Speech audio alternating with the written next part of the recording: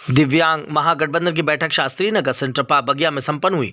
बैठक में दिव्यांगजनों की मांग को लेकर आंदोलन तेज करने का निर्णय लिया गया। दिव्यांग महागठबंधन के प्रवक्ता आनंद तिवारी ने महासचिव वीरेंद्र कुमार से 18 जनवरी को प्रस्तावित जल समाधि कार्यक्रम को स्थगित करने का अनुरोध किया, जिसे वीरेंद्र कुमार ने यह कहकर ठुकरा दिया कि बिना कुर्बानी के सरकार न्याय नहीं देने वाली। लेखपाल अभ्यर्थी गाजीपुर के अभिषेक की आत्महत्या की घटना हम भूले नहीं है। सरकार दिव्यांगजनों को आत्महत्या के लिए मजबूर कर रही है। इसके बाद तय हुआ कि 18 जनवरी को जल समाधि कार्यक्रम में पूरे प्रदेश के दिव्यांगजनों को शामिल किया जाएगा। ज्ञात हो कि मुख्य सेविका व लेखपाल अभ्यर्थियों को नौकरी दिलाने, दिव्यांगजनों की नौकरी, रोजगार, स्वास्थ्य, शिक्षा, सुरक्षा की 100% गारंटी व पेंशन 5,000 रुपये करने के लिए 1 साल से अधिक समय से आंदोलन चल रहा है। मुख्य सचिव, राज्यपाल के सचिव, दोनों डिप्टी सीएम, सत्ता पक्ष व विपक्ष के सांसद, विधायकों सहित शासन के सभी अधिकारियों से फरियाद की जा चुकी है, लेकिन किसी स्तर पर न्याय नहीं मिला। तय हुआ कि अगर सरकार जल्द मांगों को पूरा नहीं करती तो आगामी चुनाव में सरकार के खिलाफ उत्तर प्रदेश के 54 लाख दिव्यांग मतदाता के लिए मजबूर होंगे। महागठबंधन के प्रवक्ता आनंद तिवारी ने कहा कि जल समाधि आंदोलन को सफल बनाने के लिए जल स्तर पर डोर टू डोर जनसंपर्क अभियान चलाने की दिव्यांग संगठनों की अपील की जा रही है। वहीं आज की बैठक में दिव्यांग महागठबंधन के महासचिव वीरेंद्र कुमार, प्रवक्ता आनंद तिवारी, अल्पना कुमारी, राहुल कुमार, अशोक कुमार, मुख्य सेविका अभ्यर्थी कमलेश फिरोजाबाद, राम निहाल द्विवेदी गोंडा, राजेश मौर्य मऊ, ओमकार कन्नौज, कृष्ण सिंह चंदौली, अनुराग खरवार आजमगढ़, अरविंद मैनपुरी, कौशल गौड़, नागेंद्र कुशवाहा कुशीनगर, विनोद कुमार कासगंज आदि लोग शामिल रहे। देखिए खास रिपोर्ट कानपुर से। दिव्यांग महागठबंधन की बैठक है आज, उस पर आपको आज सभी लोगों को बुलाया है, किस लिए बैठक करनी आज की? देखिए, पूरे प्रदेश के दिव्यांगजन यहाँ मौजूद हैं। कोई कुशीनगर से आया है, कोई गोंडा से आया, बस्ती से आए हैं।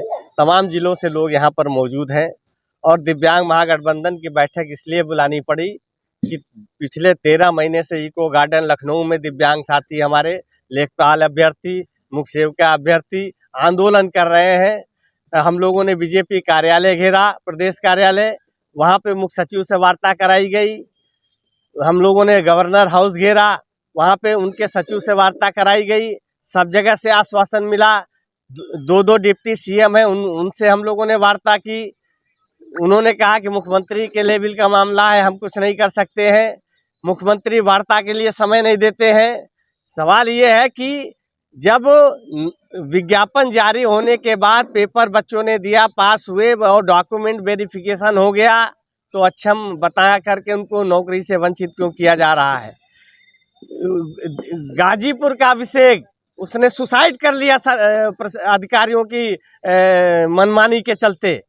उसको ये लगा, सदमा हो गया कि लगा नौकरी नहीं मिलेगी, सुसाइड कर दिया। लोग आत्महत्या कर रहे हैं दिव्यांग, और सरकार मूक दर्शक बनी हुई है, हाथ पे हाथ रखे जो है बैठी हुई है।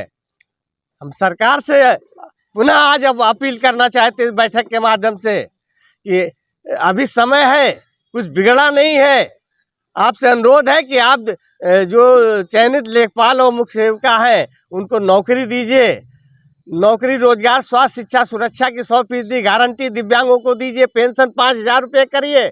अगर ऐसा नहीं करते हैं आप तो 18 जनवरी को कानपुर के सरसैया घाट में जल समाधि लेना हमारी मजबूरी है। फिर चाहे सरकार क्या करेगी उससे मतलब नहीं है।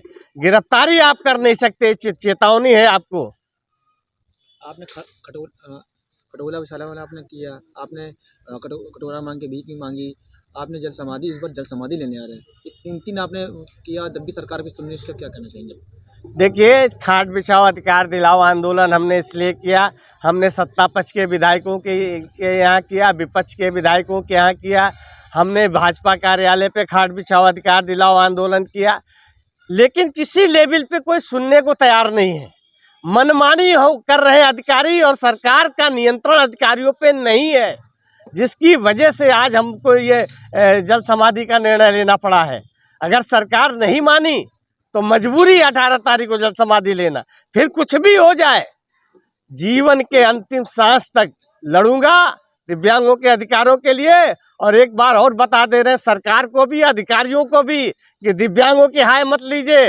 अगर उनकी हाय आपने ली तो न सरकार बचेगी, न संगठन बचेगा, और न ये अधिकारी बचेंगे, सब खत्म हो जाएंगे। ईश्वर की मार बहुत बुरी होती है। कहीं ऐसा ना हो कि ये भी आपको ईश्वर आपको भी दिव्यांग बना दे, तब आप हमारी पीड़ा को महसूस करें। पहले तो अपना परिचय देते हैं आप। मैं राम निहाल द्विवेदी जनपद गोंडा से आया हूं और हम लोगों ने लेखपाल में फॉर्म भरा, एग्ज़ाम दिया। हमारा 2 फेज में एग्ज़ाम हुआ, प्री और मेंस। उसके बाद डीबी कराया गया। उसके बाद हम लोगों का रिजल्ट फाइनल नहीं दिया गया। सामान्य लोगों के साथ में सब कुछ हुआ, लेकिन सामान्य लोगों के साथ में रिजल्ट नहीं दिया गया। 8085 सीट पे वैकेंसी आई थी 309 और उसमें से हम लोगों का ओएच दिव्यांगों का 122 सीट था। उस पे हम लोगों को नियुक्ति नहीं दिया गया, जिसमें से 7 दिया गया और एमडी कैटेगरी के कुछ दिव्यांग को नियुक्ति दी गई 7 लोगों को। उसका भी जोड़ करके हमारा 188 सीट बचता है। हम लोग उसी के लिए लड़ रहे हैं। लगभग 13 महीने हो गया हम लोगों को इको गार्डन में धरना देते हुए।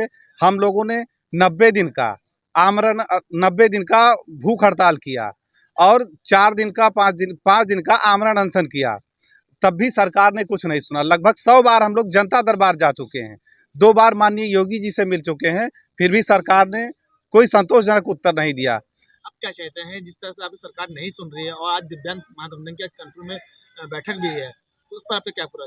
पहले हम लोगों को सर का सहयोग नहीं मिला था, हमारे दिव्यांग महागठबंधन का। बीच में हम लोगों को सहयोग मिला, तब से हमारा ये कार्यक्रम और तेज चल रहा है और हम लोग माननीय बीरेन्द्र सर के निर्देशन में आगे बढ़ रहे हैं। अब 18 तारीख को सर ने जो लिया है फैसला, सोच समझ करके लिया है। हम लोग उनका बढ़ चढ़ के अधिक से अधिक जनसंख्या में हिस्सा लेंगे और उसमें हम लोग सहयोग करेंगे और हम लोग भी सरसैया घाट पे